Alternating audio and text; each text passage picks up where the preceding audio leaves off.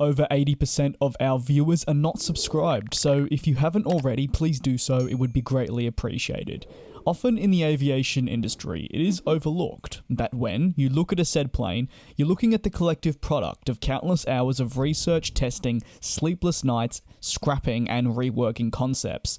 The result of not one, but many imaginative and innovative minds working in tandem to create something incredible. This is the story of the Incredibles, a group of engineers who, against all odds, designed the Boeing 747 and, in some way, held the weight of the entire company on their backs while doing so.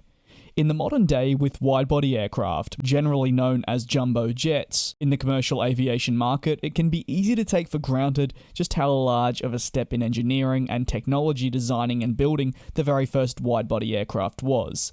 The idea for such a large aircraft as the 747 didn't even originate from Boeing themselves, but as a business proposal from the largest airline in America at the time, Pan American or Pan Am. The CEO of Pan Am at the time challenged Boeing to build an aircraft twice the size of the 707, their largest aircraft. In addition, the CEO at the time proposed some extremely ambitious design features, such as a double-decker passenger cabin and a nose that could open like a cargo plane. Boeing was taken aback. The then Boeing CEO Bill Allen even called the Pan Am CEO personally and asked him if he was dreaming, to which the CEO responded that he was completely serious. To add to the general absurdity of the proposal, the CEO of Pan Am also wanted the new plane to be ready to enter Pan Am's fleet within just 3 years. So to recap, the Pan Am CEO asked Boeing to design a plane from the ground up, larger than any of its type that had ever flown, and in an extremely limited time frame. Understandably, many at Boeing doubted if the project was even possible. Not to mention, Boeing already had their hands full with what it believed to be the real future of air travel. For example, a supersonic transporter rivaling the European Concorde, called the 2707. But despite the massive risk that was involved, Boeing would eventually accept the challenge, assigning a group of engineers to the project in 1965. The chief engineer of this group was a man named Joseph Frederick Sutter, one of the most iconic names in the aviation world to date. It's difficult to overstate how much pressure Sutter and his team were under. The 747 program was not only an engineering shot in the dark, but also a financial one. The proposed aircraft would be so big that Boeing would need to construct a new factory to produce it. Despite this, Sutter was determined to see the project through, even if that meant butting heads with Boeing higher-ups. When Bill Allen suggested firing 1,000 engineers from the 747 teams to save money, Sutter walked out of the meeting. He would later say that he was sure he had lost his and his fellow engineers' jobs that day.